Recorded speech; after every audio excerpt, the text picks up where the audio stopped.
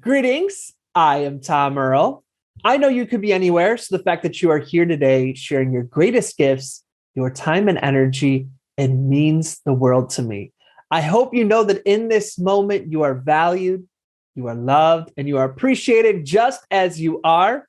My friends, I have a new series for you. This is called the Listening Deeper or the Re-Listen series. You can call it either one. I know I am. Now, you may have heard this intro before. We are using the same intro for this series. So have no fear if you're listening to this again and thinking, oh, I've heard this episode before. Don't worry.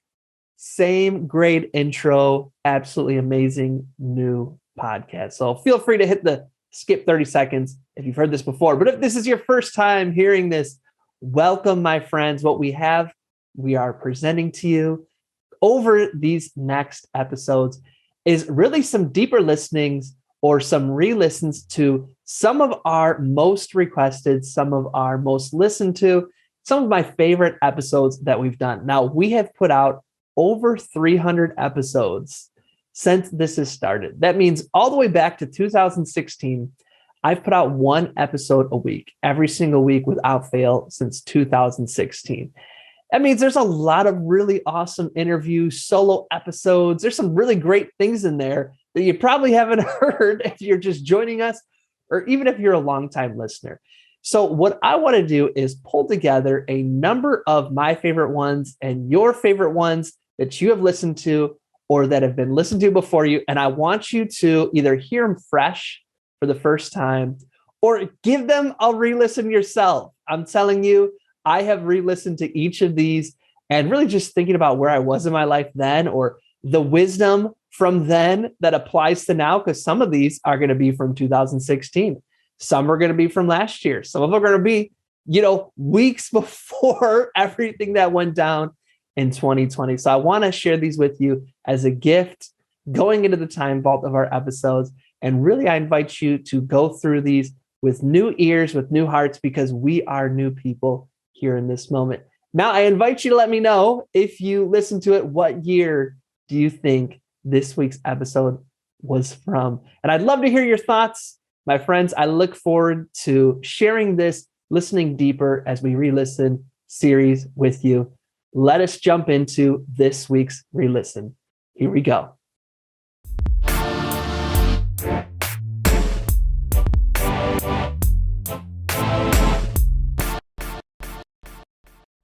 Greetings! On this week's episode, we have the genius artist, creator, and poet, SuperB.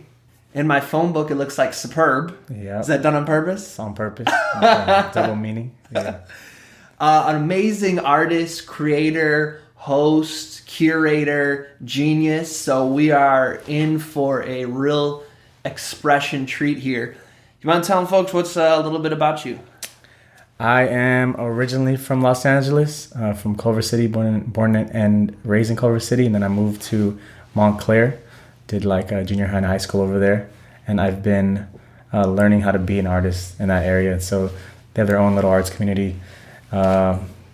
Pomona, there's a venue called Mike and Dim Lights, which kind of helped us start our venue. Me and my friends started a venue called Urbane Culture, and now we're still at it. I'm teaching poetry at the Ontario Montclair School District. And I work at CarMax part-time, make a little, get my 401k right. And I'm over here hanging out with Tom. There you go. Yeah. Yeah, and SuperB featured when I was running a youth open mic. He was our feature, so it's great to have you back. Appreciate it. Thank you for having me. Appreciate it. Yeah. Thanks. Talk to me about why spoken word, why poetry? Yeah, good question. It kind of found me, like all of us and like a lot of us. There's that thing that's sitting inside of us that... clawing out and got my attention. The first time I saw spoken word was on a show called Night at the Apollo. You heard this show? Mm-mm. Night at the Apollo is like a variety talent show in New York at the Apollo Theater, and it's savage. Like if you suck, they kick you off, and it's like somebody brings a broom. And okay, I have heard of this. Heard it? So you saw it live or on TV? On TV when I was when I was still living in LA. And it's normally not poetry. It's all singers, comedians, and and all kinds of stuff. But very first time I heard spoken word was on that show, and it just drew my attention. Did some research, and I was like, yeah, I'm gonna do that probably for the rest of my life. So. And how old were you? At that time, I was like maybe 13. 13? Yeah. And so you started to write spoken word or poetry? Yeah, I wrote my first poem maybe the next day. Nice. Yeah. And when was the first time you memorized a poem and performed it memorized? I think maybe I was 16. 16? Yeah. And how'd that feel? I felt good. Yeah, I was. No, I was 18. I remember. I was working at the a pretzel place at the mall, and I was saying the poem as I was rolling pretzels. Yeah, that's cool. And you slam as well, right? Yeah, I did. I'll be slamming it again on the 14th in 2 weeks from now. I'll be at that. It's called the Katapunan Slam. It's like a Filipino bass slam. The Sunday Jump guys, they do that. Mm-hmm. Yeah, so I'll be there. I'm still slamming, I guess. Yeah. And why did you get into slam? I think the culture kind of drew me in, just being around the people who I felt were good or seasoned. They all seemed to be leaning towards more like the competitive side, and it brought out, there's plenty of good and bad about the slam world, but at the moment when I started, it was bringing out something in me that I didn't know I had, and it definitely challenges you, and your network grows because this is like a huge community around the nation, and yeah, it felt good. Yeah. Did you ever get to go to any regional or national slams? Yeah, so we went to the I think it was 2010 and 11 the National Poetry Slam. The one was in Florida, and another one was in Minnesota, and we ended up getting second place. What? In the nation in the group slam finals, and then I took a team from Azusa Pacific out to New York, Cup C. Yeah. Nice. Yeah, so it was cool. So you said all of us have something within us. Yeah, I believe that. You believe that? I do. Cool. Why do you believe that?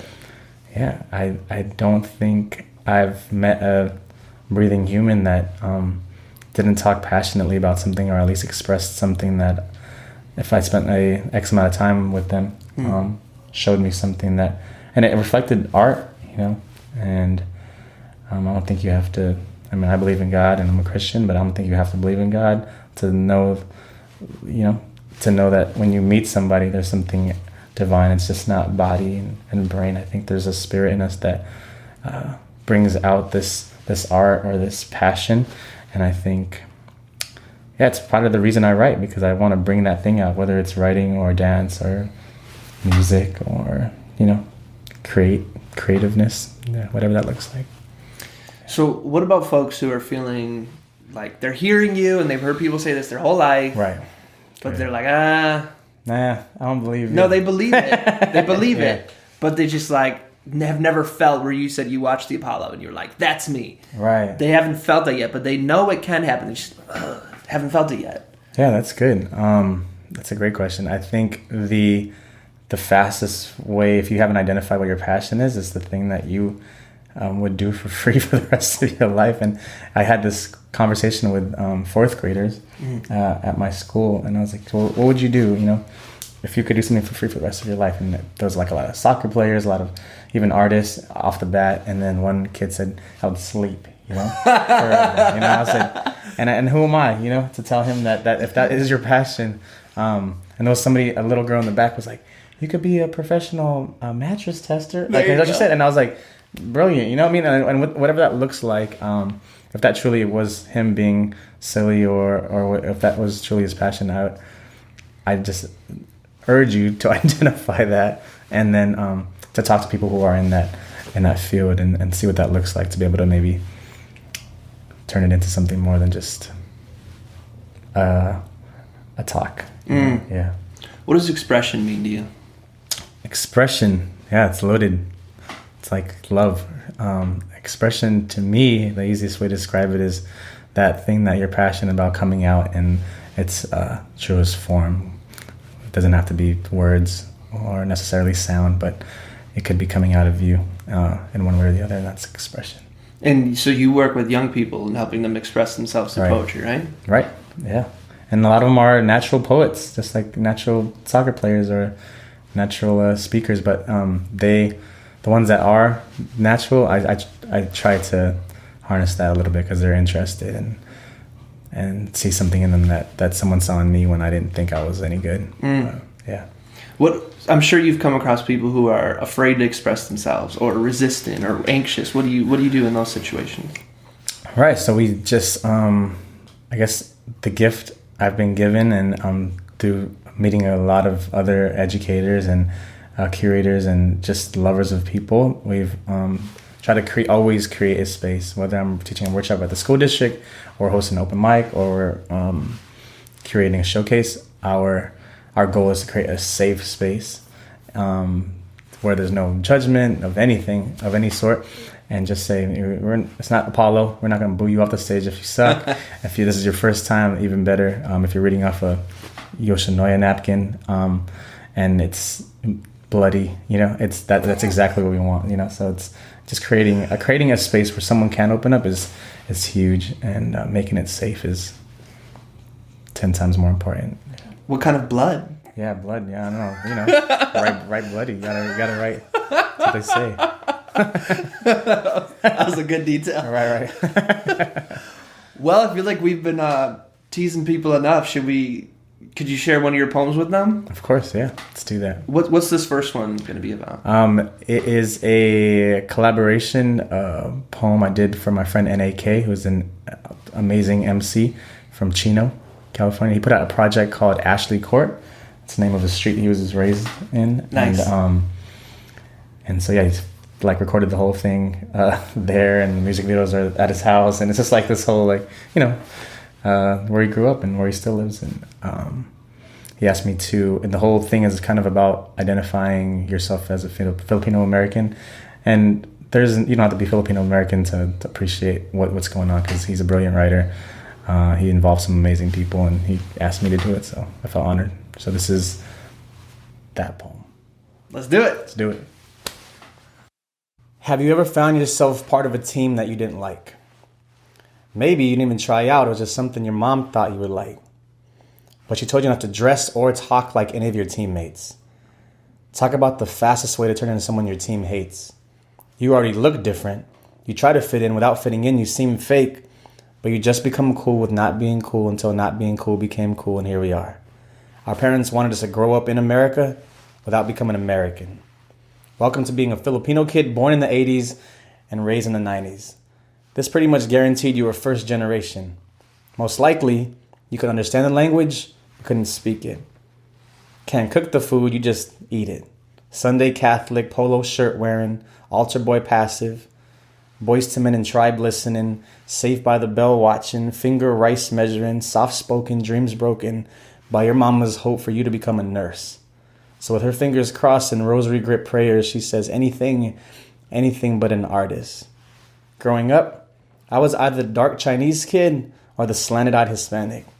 These bullies were half savage, half magic. Could make me disappear with one comment about my complex tragic. This constant feeling of wanting to stand out and fit in was a jail that I lived in. This feeling of wanting to be anything because you don't know who you are is like the moon saying, I'm the only one like me, so I'm better off a star. I mean, I'd shine way less, but if I'm the only one that's like me, I can't stand proud, so star it is. And your parents will tell you, being a star is great, son. There's benefits there. Who wants to be a moon? I heard it's all night shifts anyways. But that's no way for a moon to speak. There's a reason we trade our light for ordinary. Becoming a master of fitting in sounds a lot like, okay, master, I'll fit it in. And if you don't know how we were made, we're half conqueror, half rape. In other words, half master, half slave. No wonder there's this dual consciousness within us. We're waiting to see which one surfaces, seeing which one wins the war inside. The only problem is, whether it's the slave or the master, they're both warriors. So be careful which one you let loose. Shh. If you listen closely, you could hear over 4,000 years of submissive silence, of beauty and war between the moon and star living inside of every Filipino. Every immigrant whose mother's slave barefoot in fields of rice so I could have the freedom to do what I want to do tonight, or for work tomorrow, or for play, or how to spend my money, or how to spend my day. No wonder we're all sneakerheads. They say you always want what your ancestors didn't have. It'd be a disgrace to those barefoot women who fought for my freedom if I didn't chase my passion. So thank you to my Lola's Lola and my Lolo's Lolo for what you did so I can write this poem. And to the kid sitting in the back of the classroom drawing stars instead of moons on math book pages, I feel you, bro. Use this as a map home. Now, create. Thank you. All right, let's snap it up for that. Oh, you like the snaps? Yeah, that was nice. Old school. Bring back the old school. I hurt my wrist in hockey yesterday, so I didn't know if I'd be able to step. Yeah. Oh, wow. I didn't know you played hockey. Yeah, I played it since I was like 6. Wow. Yeah. Cool. So talk to me about that poem. Where did that come from? That felt very personal. Yeah, so I think it was. He asked me to be vulnerable and asked me... I don't write a lot of poems about identity or being Filipino, so I think that writing this kind of even brought up some things about myself that I didn't even know, which happens a lot in writing, I think. Yeah. You're writing and you're like, oh, like that did something, or, you know. And it seems to be the type of poems that I get the most response from, and a lot from the Filipino community, which I wasn't raised around. But if it's like a video that someone posts or someone reads it, and I just had someone walk up to me the other day that actually heard it, that I never met, and was like, I heard your poem, and he's half Filipino, half Jewish, and he was like, yeah, it's exactly, you know, my struggle, and it's what I dealt with, and yeah, so that's where it came from. Yeah. What do you think people are connecting with? That this cosmic identity crisis that we have, like trying to fit in the place that maybe we weren't necessarily created to fit into, and that constantly is trying to teach you how to be and how to live and how to look and how to speak, and especially being a first generation, so you're dealing with not only your parents bringing you here, and then now you're dealing with your own feelings of am I supposed to be like my parents? Am I supposed to be like this new place that they brought me? And there's this struggle that you don't deal with until you're older, because when you're a kid, you just in the present. Yeah, you're living in the moment. So as an adult, I get to reflect and talk about it a bit. Yeah. You were saying you discovered some things while writing the poem. Do you mind sharing what were some of the things you discovered? Yeah, I had to do like a little bit of research, I guess, not a huge research, but maybe how long it was, for example, since the Philippines was conquered. It was, and the fact that we were products of rape, and why I have a Spanish last name, but and why some of us look more Hispanic, and some of us look more Asian, and some of us don't look any kind of islander, or, you know. So all these things, just exploring those crevices that maybe I didn't care to explore or talk about. You know, you don't ever think like, oh, my ancestors were raped, and there was like a bunch of Chinese, and the Spanish raped them, and they made a whole culture and called it something, you know, and then now we're a product of that. And the oppression, there's like a line that's like 4,000 years of submissive silence, you know.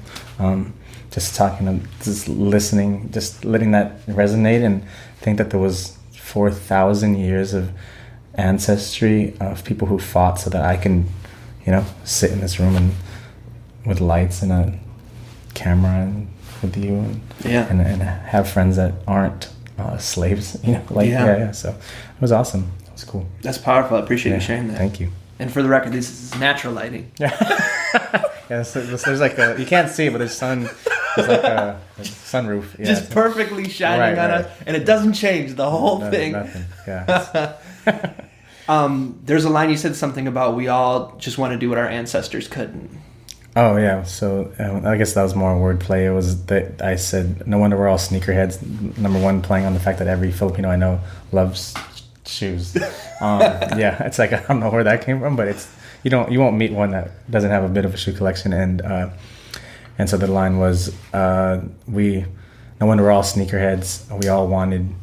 They say you always want what your ancestors didn't have, and so it's kind of play on them not having shoes and being barefoot in rice fields, and yeah, that's where that line came from. During the poem, I felt like I sensed a lot of tension of, I don't know if it's guilt or this tension of pursuing my dreams or going for the safe bet, like being a nurse or something like that. Right. Was I reading that correctly? Yeah, so that was right on. The Filipino community also known for being nurses, because it's a huge trade out there, and a lot of people from the Philippines, since it's a lot cheaper to do nursing school there. Go do nursing school and then come here because it's more money and there's a demand for it. And so your parents and a lot of my aunts and a lot of my uncles and even my dad and just in the medical field. And so they stressed me to be in the medical field and consider it at least. And the one thing they didn't want me to become wasn't maybe an artist. Yeah, so I don't know whose parent wants them to be an artist, but it wasn't my parents. And yeah, there's that for sure, that struggle. A lot of Filipinos deal with that, I'm sure. Yeah. And I think a lot of people listening might relate to this of, like we were talking about, you have a passion. Yeah. Do you pursue that, or do you conform and go for the job security or what everybody is going to say, I'm proud of my kid for doing that, or do you kind of do your own thing? So how do you navigate that? Yeah, I'm still navigating through that. And because it's like part of you is like, leave nothing, like just into the wild kind of, like like just be a full-blown artist. And it's live on Venice Beach and just don't save anything, like that kind of thing. And you start realizing, I have like a wife who doesn't want to live in a box and who potentially wants kids, and I like to sleep in a bed, and like these things, so you're like, there has to be some balance, and then finding a way to still live with that kind of gung-ho passion where you don't leave anything. You could leave it on the stage, maybe don't leave life. Just trying to find that what that looks like, and talking through that in your brain. So. Do you mind sharing with us at all what it sounds like when you talk through it in your brain? Yeah. So it's like, all right, let's line up what's important, and is this show more important, or do I need to make money today? Because I have 2 jobs. And I work for CarMax and the school district, and it's like, and then I have these opportunities. They're like, we want to fly you to this place, and sometimes the flight is the only thing that's covered, and then they would ask you to find a way to make money while you're there, or they'll say it's a local gig, and they're like, it's gonna be free, but it's gonna be a good cause, and that this is a good chance. So you're just trying to weigh that out, and then sometimes the shows are more lucrative than my work, and that's easy, because it's like there's $1,500 check waiting for me at this show, and I'm only gonna make $300 at my job today, that kind of thing. So that's so if it was all like that, then it would be very easy. So if you have any gigs, right. So that's a little bit how it sounds. Have you ever come close to walking away from art? I'd say so. It's just that it's more therapy for me than it is like necessity or want. It's not like I need this. I less do it for me now more than ever, and it's more like, I need to write because my brain's cloudy, and I don't need the recognition. I don't crave that or the followers or whatever. But I know people that do, and that's kind of that is a jail. It's like you're constantly chasing something that you may never be satisfied with, and I never wanted that. And I have plenty of other important things to think about. Yeah. Reminds me of the question you asked the kids in the beginning: what would you do for free? Right. Yeah. What would you do for free? And I use this for that. And there's people that are like, oh, you could make way more money if you did this, X, Y, and Z. And I'm like, if I did it for money, then I would do those things. But the fact that they might take away from the therapy of it, So, yeah. Do you ever, and this might just be me projecting my own thoughts, do you ever think like long term, like legacy? Yeah, and I think that legacy imagery is like the kind of thing that people are chasing that I'm trying to avoid, And I'd never been a legend or, know any legends. I know people who are doing very well, even in this art. But like, even then, the common thing I see in them is that they just do what they love, and then the thing happens, then the cherry on top, then the legend happens. The people that I feel like are trapped or have a hard time finding that feeling of adequacy or success are the people who are people pleasing and make sure they look and dress a certain way and talk the way they have to get the shows they want, which is all good because it's part of the business, and that's not knocking them, but it's not how it's gonna go down for me. Yeah. So you can't necessarily have when you want to be a legend, and that's the number one priority, you get trapped. But when you just love the art, and then you become a legend by byproduct. Byproduct, yeah. That's what I think. That's how if it were to happen, how it will happen. Yeah. That's awesome. Yeah. Do you think, though, in anybody's world that you have a legacy already? I may, yeah. I get some cool emails and Facebook messages and stuff about how my art helped them and changed them and inspired them, and I appreciate those. Keep those coming. But yeah, I mean, in that sense, maybe it is already happening. Yeah, I think it is. Yeah, that's cool. Well, would you mind sharing another poem with us? Let's do it. Which poem are you gonna do? This one is called the Red String poem, and yes, enjoy. Enjoy. Here we go. So the other day I met this guy at Starbucks. The green in his eyes reminded me of these emeralds I saw in this girl's loud earrings I met in Philadelphia on a bumpy plane ride back to Cali, and the wrinkles in her hands. They reminded me of the loose skin on my grandma's bum Filipino knees, and every time her shaky hands would grip her walker, it would remind me of everything broken but still willing to try, like my parents' relationship. And my parents, they remind me of me for obvious reasons, like I have my mother's teeth and my dad's bad jokes, but more because I'm convinced I was supposed to meet those two people in my lifetime, and God just made it like super easy, right? See, in Chinese myth, the gods tied red strings around our ankles, connecting us to all the people in this life we were destined to meet. Though sometimes these strings tangle, they never break. Maybe every time I use the phrase, well, I thought I was falling in love, was us really just tripping over someone else's string. Or every time I say I'm too busy, I'm all tied up, maybe it's because we were all tied up. See, I don't believe in coincidences. The word coincidence, it comes from the mathematical term to coincide. When two angles coincide, they are perfect for one another. So couldn't a coincidence be nothing less than two events lining up perfectly in your favor, no matter how messed up the situation? Maybe this is exactly where you need to be. What if every time we shook someone's hand, we didn't say nice to meet you, we said finally? What if we treated every person like a dot on a map to every place in this world we ever needed to go? We'd have less questions, more realizations, less God wise, and more thank you for the blessings. This is not an accident. You are not an accident. For example, I cannot leave my house without my 5-year-old niece giving me the secret handshake. If you've never saw it, it looks like this. Spirit fingers blow it up, let it rain. That's the same handshake I learned from this guy at my dad's friend's house that wasn't related to anybody. And to this day, his laugh reminds me of the squeak on my bike I got for free from my uncle, who said he couldn't ride anymore because his knees, they feel like Jell-O. And I hate Jell-O because my aunt, she once told me Jell-O was made from horse bones. Coincidentally, the first horse I ever rode was named Bones. And he had this green saddle. The same exact green of this guy's eyes met at Starbucks the other day. And the green in his eyes remind me of these emeralds I saw in this girl's loud earrings I met in Philadelphia on a bumpy plane ride back to Cali, and the wrinkles. You know, the wrinkles in her hands. Thank you. All right, let's snap it up. I like to snap it up for your own poem. Yeah. You gotta, if you don't like your stuff. Yeah. Who can? What do you mean? If I don't like it, then, I gotta at least like the stuff. So I could snap from my own poems. You like your own poems? Yeah, I like my own poems. You like your own poems? I do. Yeah. Do you ever feel it when you're writing, like, oh, yeah? Right, you should feel that. I tell my students, like, you have to, like if you're not, like, busting up when you wrote it, like, then it's, probably no one's going to bust up if you're writing a funny poem, If you're not crying when you wrote it, then why should anybody expect to cry when they listen to it? I don't know. This logically makes sense to me. It's got to be true to you first. Right. I dig that. Yes.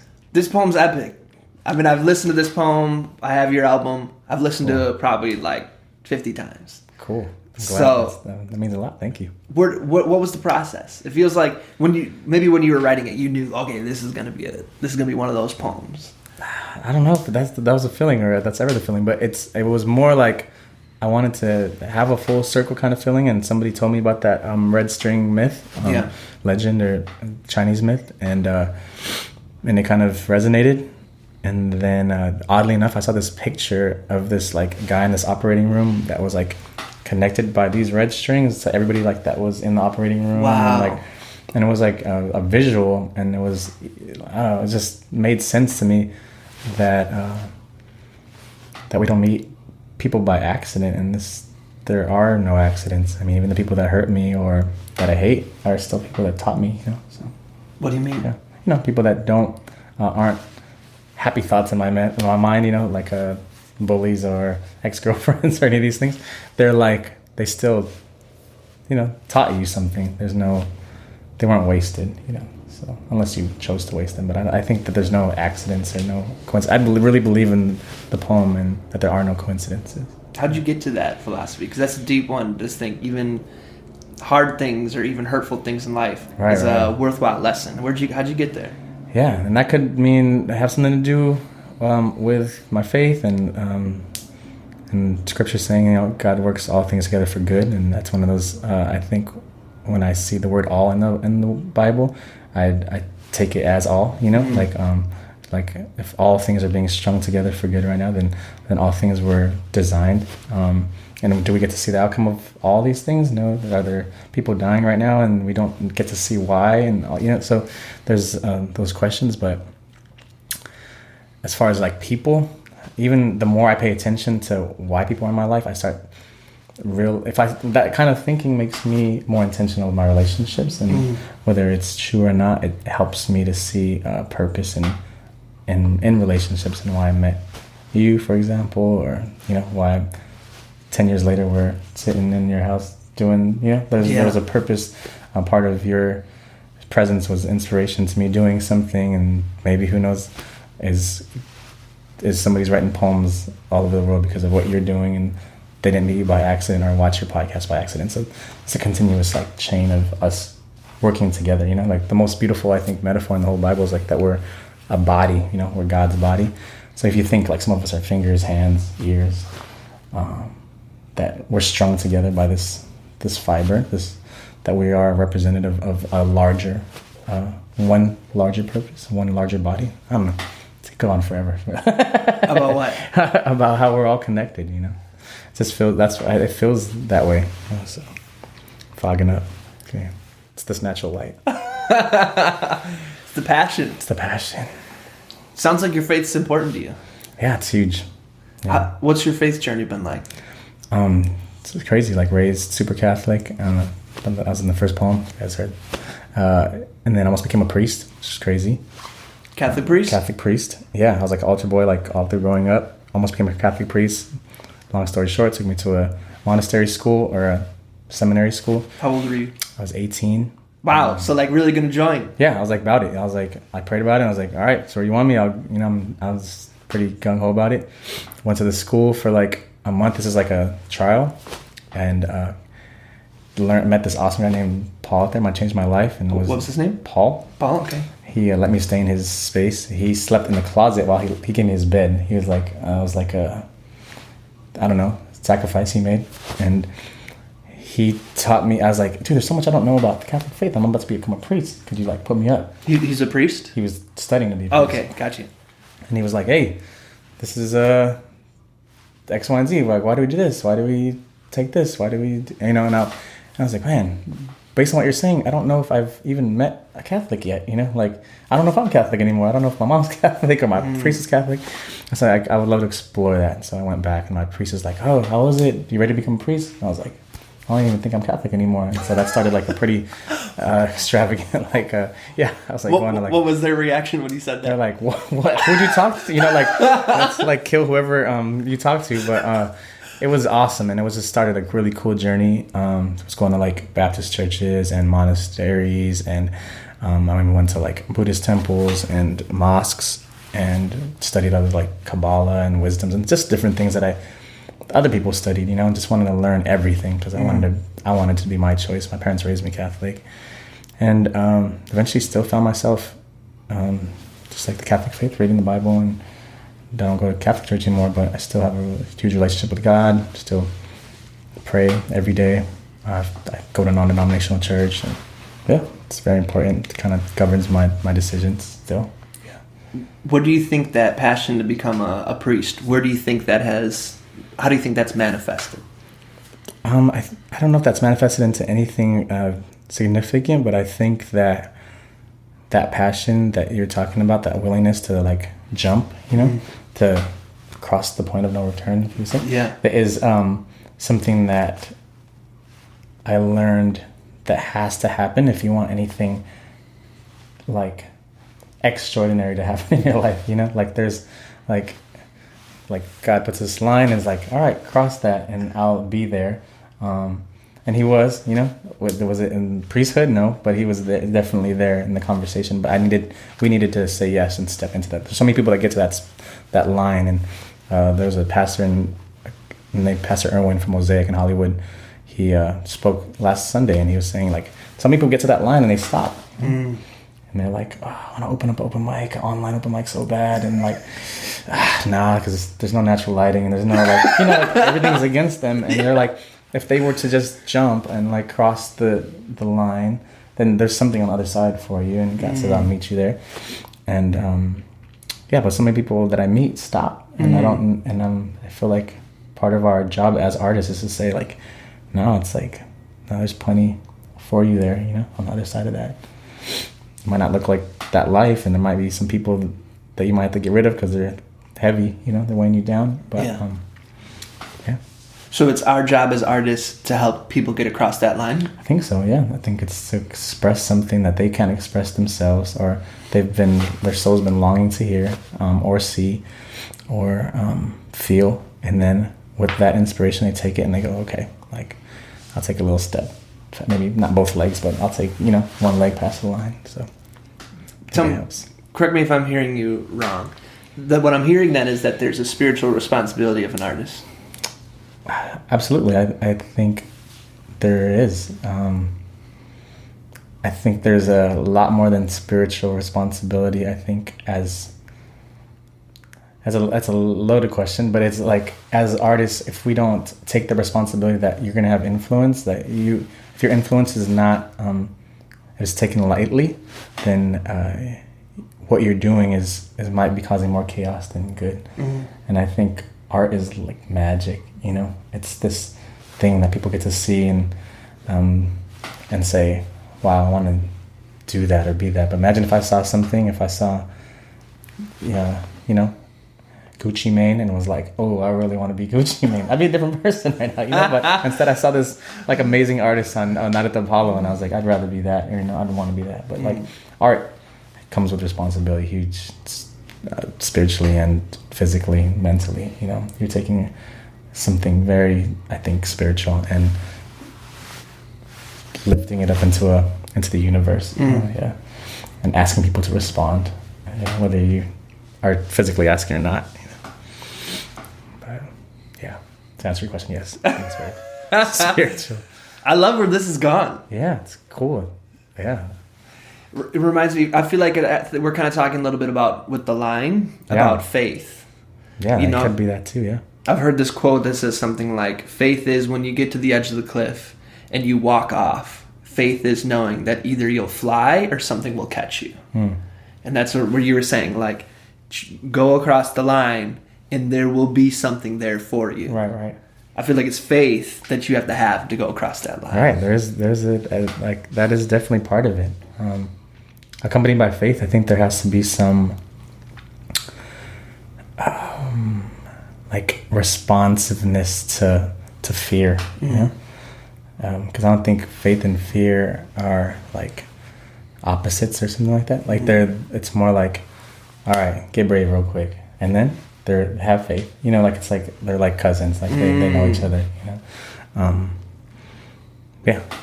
That's deep. You're the second person I heard say that faith and fear are related.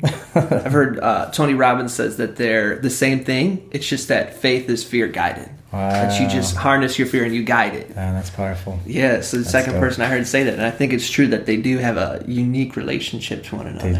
They do. Woo! That's awesome. Woo. Well, let's layer upon layer of deepness by diving into another poem. Yeah, let's do that. Which one are you about to do? This is the last poem, and this is an old poem. It's called, I don't know if it necessarily has a name, but people call it, to the one that's not from here, or you don't belong here, and it's this one. So enjoy this one. Let's do it. Yeah. My mother, she used to hate when I jumped on the bed, especially because I had this old mattress with the spring sticking out. It was dangerous, she said. But I remember being 6 years old and her walking in mid-jump. And she says something like, if you don't stop jumping on the freaking bed, one day you're going to jump so high you're going to get stuck. And I said, I hope I get stuck so I don't have to live here. And she says, oh, you want to live here? then leave. So I blew in my thumb, popped up my 2 fingers and said, peace, Mom. Okay, maybe that's not exactly how it happened, but I did leave. I moved into a spacious 1-bedroom tent right next to my bed, made of a little mermaid blanket and a He-Man sleeping bag, and instead of a light switch, had this little plastic flashlight which lit up my safe place, and I was home. They say home is where your heart is. And my heart was definitely there, but not in the shape of a heart, more in the shape of this little brown teddy bear that I held onto like we were the last 2 survivors of the Titanic, and he just saved my life, yeah. Even my dad said it was weird, but looking back on it now, I started looking deeper at how at 6 years old, me moving into a tent was like running away. Me jumping on the bed knowing I might get stuck was the way a 6-year-old poet would pray that I would not only jump high enough to get stuck, but maybe God would catch me and hold me there because he knew I didn't belong here. And the teddy bear was, well, just a teddy bear. But the main reason I never jumped as high as I could because I didn't want to leave him here. And we all have a teddy bear somewhere down here, a little piece of earth that's stopping us from seeing our heaven. And 2 decades later, I still don't feel I belong. So randomly, you'll catch me jumping as high as I can at bus stops or grocery stores or in the middle of my lawn. And sometimes I'll even take it back old school when no one's at home. And I'll jump on my own bed for old time's sake or for good luck, hoping and praying with my whole body I finally jump high enough and get stuck and maybe catch myself in a real city of angels, not some fake town where fake thugs turn real thugs turn shoes on telephone cables.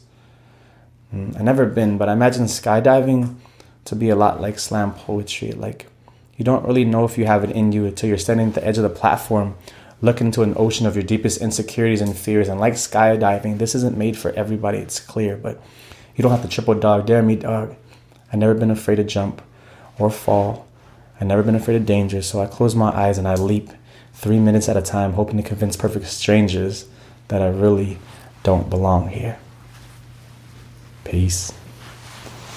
All right. Snaps. We already know. Spirit hands. That was dope. Thank you. What's funny? Yeah, this order. It's just learning. Yeah, thank you. I just never comment stuff dope. All right, thank you. Appreciate it. Dope's a new... No, I love dope. I use dope often. Yeah. It's interesting. We kept talking about lines and stepping over lines, and then you have that poem in here about, it's like standing at that line of jumping out of a plane. So it's interesting how it all kind of synchronized like that. That's weird. That worked out. It's almost like we planned this. Yeah. And earlier you said, I love laying in beds. Right. Clearly you love jumping on them too. Right. Do you really jump on beds still as an adult? Haven't in a while, but I'm not opposed to it. Yeah. Talk to me about talk about insecurities during this poem. Insecurities of being a writer, of sharing your poems, unless I misheard. I think more of it was like the sense of not being from a place or not feeling like you're from here. Less like insecurities. Because I think there's that part where I talk about like there's a teddy bear and we all have a teddy bear somewhere down here. It's a little piece of earth that's stopping us from seeing our heaven. So like this idea that we all have something that's stopping us from crossing this line kind of thing, that's holding us back, and that might mean something to everybody or different something for everybody. But yeah, like less insecurities and more of that. Yeah. What do you mean by not from here? Well, I think originally the poem was made. There's like a verse in the Bible says like God knew us before we were in our mother's womb. It's in Jeremiah, I think, and it's so there's like all this very theological debate. So it's like saying like did we exist before God created us in the womb, or the other thing is like if I was like an artist of strawberries, let's say, and I say I knew that after I get done with this, it's going to be a strawberry, and it's like, did God know us? Did he know of us and know our what we were going to be before we were in our mother's womb? So some people are saying, yeah, we existed. Some people, no, he created us and that's how he knew us. Anyhow, I don't know necessarily, I don't care to debate that, but it's like more like I wrote this from the view of I've been to heaven before. Now I know I'm not from here, so there's all these feelings of not being from here that make me feel like, oh, like jumping on the bed knowing I might get stuck was like the way I would pray to take me back, kind of thing. Or like saying like hoping I land on my feet or on my street or anywhere that feels familiar when I parachute back to heaven, kind of thing. Yeah, so that was more the premise of it. Pretty simple. So not from here, not necessarily in like my identity, but more as like a spirit. Like, maybe my spirit's not from here, and then we're trying to like constantly fit in a place that we're not from, and we're trying to, and then we figure out that that's why, you know, like why would we fit in, you know, we're like this square peg trying to fit in this triangle kind of thing. And the square peg is the spirit. Yeah. Then what's the triangle? No, maybe like the world. The world? Yeah. Why is it hard for us spiritually to fit into this world? I think like we were discussing earlier, like we're so force-fed like these images that I think that the world created, and I'm completely victim to it, you know? I look and dress and talk the way the world does, and then you start learning the things that are important, and you're like, oh, like there's some pull, there's some difference to what the world's saying is important to what my spirit is saying is important. You know? So I think it's more that, like, not feeling like this isn't where I should be here, or what I should focus my attention on. Yeah. The world sounds abstract. Do you mind making it a little more tangible? What's the world? The world tells us, or the world created. What is that? Right. So I think worldly, or, you know, that sounds real like Baptist, like the worldly. The world, like when I say the world, I guess I'm saying like mainstream media, and I'm from California, so that could be part of my bubble of the world, and LA, and like the stream. When I hear mainstream, I actually think of it like a stream, like the way the fish are going, you know. So like us all jumping in, like, oh, there's a stream, let's follow that. I think that's what I talk about when I mean the world, and me not wanting to be part of the stream, or would take me having to identify what not living in the stream would look like, and why that's bad for me, or why I don't feel like I'm part of it.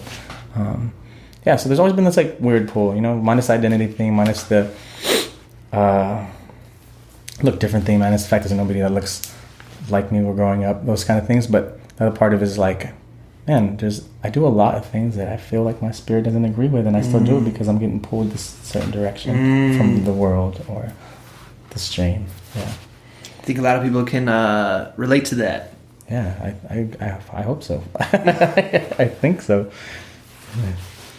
How do you align that when you're feeling like my spirit's being pulled in a direction, I'm doing things that I don't resonate with? How do you then get back to that place of Yeah, that's a good question. So I think what I've found is that love and art are also connected, and when you start loving people and loving art, or connecting to art, that fixes that thing for me in a weird way.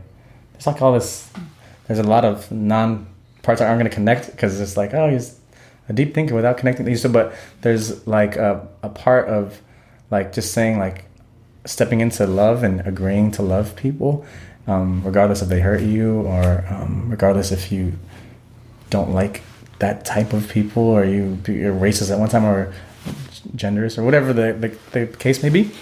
If you decide to say, all right, I love people, and I'm gonna love that person because no one else does, it seems to fix that weird feeling of not fitting in, because it's almost like you were designed to love. Yeah, like we were designed to like when you connect to your design, then it's like the not feeling like you fit in goes away, you know. That's powerful. Like, yeah, I think so. Felt powerful. It kind of reminds me of our conversation with the red string and the connectedness. And right. There's coincidences, but no such thing as a coincidence. Kind of what you're talking about earlier. Right. I agree. And I think that like you're loving these people from a distance. Like you connected your art to love in almost the exact same way. Like I love these people so much. I want to give them my art, and I'm going to bring them good art and artists, and these people, like you said, are watching it all over the world, and you're like, I'm loving you from here, and you're watching it in Africa, and I love you so much that I want to give you this thing. I want to take my time, and imagine if you were feeling inadequate that day, and this could take that away, really, you know, this act of love and sharing. So yeah. You nailed it.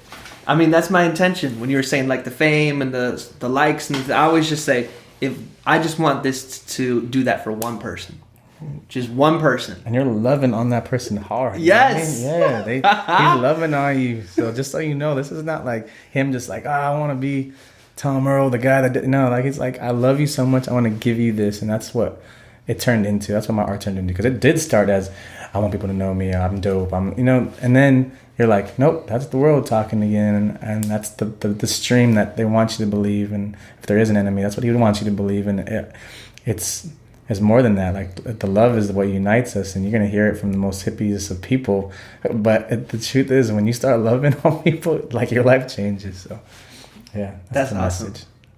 Well, I think that's a wonderful place to wrap up, because we had the deepness, but you got some tangible things you can put into your life. Yeah. And when you're feeling misaligned, just start loving people. Right. If people want to love on you, where can they find you? Where can they tell you how much they appreciate you? Where can they see you live? All those things. Cool. I have a website, and it is, like I said, my name is SuperB, or SuperB. So you go superbpoetry.com. All my social media links are there, and videos, pictures, ways to get a hold of me, whatever, phone numbers on there, I don't care. My number's out there, and my personal email. So yeah, if you need to get a hold of me, superbpoetry.com, superbpoetry.com, and then that's it. What about live? Don't you have a show? Yes, we started a new show. It's a little grown and sexy. There's it's at the Flyway at the Fox Theater in Pomona, the rooftop bar there, and at the Fox Theater. And it's a beautiful space. We try to do like a speakeasy vibe, so we all dress up and play the part, and we bring out 4 artists. Normally it's 2 musicians or bands, and then an MC, and then a poet. So usually we start about 7:30, and it's $5 if you're in the area. Come out, and I'm the host, along with my brother MC Prototype, and then we have the dopest DJ Nicky Boy, and yeah, craft cocktails, all that. Come out, dress up, look good. Hey. Have fun. Hey. So this has been amazing. Yes, indeed. Any last words you want to share before we sign off? No, thank you for having me. Come out to the writing workshop. I love you. Love on someone today. God bless you guys. God bless. Peace and blessings. Thank you. I want to thank you for listening to this week's Deeper Listening, Re-Listening series. I don't know how many more times I can squeeze in the word listening into this sentence. Want to thank you, as I shared in the beginning, for sharing your time and energy listening to this entire episode. As I said at the beginning, I'd love to know, do you know what year this episode was recorded in? And I'd love to know what stuck out to you, what moved you, what questions do you have? And if you have any suggestions for what you'd like future topics to cover or future guests we should feature. My friends, I look forward to you joining us again next week for a new episode in our Re-Listen series. And as always, I'm wishing you peace and blessings. Thank you. One more thing. I'd love to continue the conversation. Feel free to join me at tomearl.com/join. Subscribe below, or let's connect on social media. Tom Earl Artist. Thanks again for watching.